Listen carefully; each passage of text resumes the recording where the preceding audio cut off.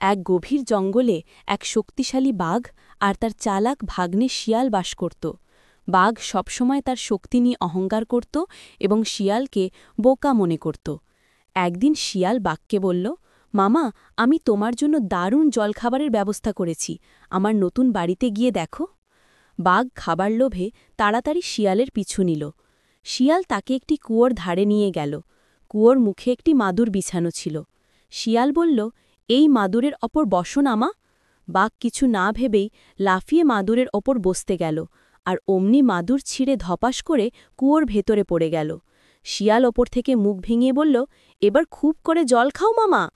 বাঘ নিজের বোকামির জন্য খুব আফসোস করল। নীতি: কেবল শক্তি দিয়ে সব কাজ হয় না, বুদ্ধির জোরেও অনেক কিছু জয় করা যায়। এক গ্রীষ্মের দুপুরে একটি সিংহ গভীর ঘুমে মগ্ন ছিল। একটি ক্ষুধে ইঁদুর খেলার ছলে তার গায়ের উপর দিয়ে দৌড়াদৌড়ি শুরু করল। এটি সিংহের ঘুম ভেঙে গেল এবং সে প্রচণ্ড রেগে গেল। সে ইঁদুরটিকে ধরে তাকে মেরে ফেলার জন্য তৈরি হল। ভীত ইঁদুরটি ক্ষমা চাইল এবং অনুরোধ করল যেন তাকে ছেড়ে দেওয়া হয়। সে বলল, মহারাজ, আমাকে ছেড়ে দিন, ভবিষ্যতে আমি আপনার এই দয়ার প্রতিদান দেব। সিংহের হাসি পেল, কিন্তু দয়াপরবশ হয়ে সে ইঁদুরটিকে ছেড়ে দিল। কিছুদিন পর সিংহটি শিকারির পাতা জালে ফেসে গেল। সে অনেক চেষ্টা করেও জাল ছিঁড়তে পারল না। তার গর্জন শুনে ইঁদুরটি ছুটে এলো এবং ধারালো দাঁত দিয়ে দ্রুত জালের দড়ি কেটে দিল। সিংহ মুক্ত হল। সে বুঝতে পারল, আকার ছোট হলেও ইঁদুরটি তার জীবন বাঁচিয়ে দয়ার প্রতিদান দিয়েছে। সেই থেকে তারা ভালো বন্ধু হয়ে গেল।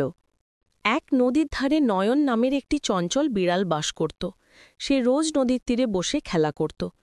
একদিন সে দেখল একটি কুমির ডুব দিয়ে শুয়ে আছে। কুমিরটি একেবারেই নড়ছিল না। কৌতূহলী নয়ন কাছে গেল। সে ভাবল, ইস, কুমিরটা যদি বন্ধু হতো।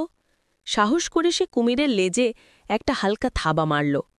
কুমিরটি ঝট করে চোখ খুলে বলল, আরে, কি করছো তুমি? ভয়ে নয়নের চোখ কপালে। কুমির বলল, ভয় তো না, আমি রোদ পোহাচ্ছিলাম। এসো, আমরা বন্ধু হই। নয়ন খুশি হয়ে রাজি হল। সেই থেকে তারা নদীর ধারে রোজ গল্প করত আর খেলত। যদিও দেখতে দুজন খুব আলাদা, কিন্তু তাদের বন্ধুত্ব ছিল খুব মজবুত।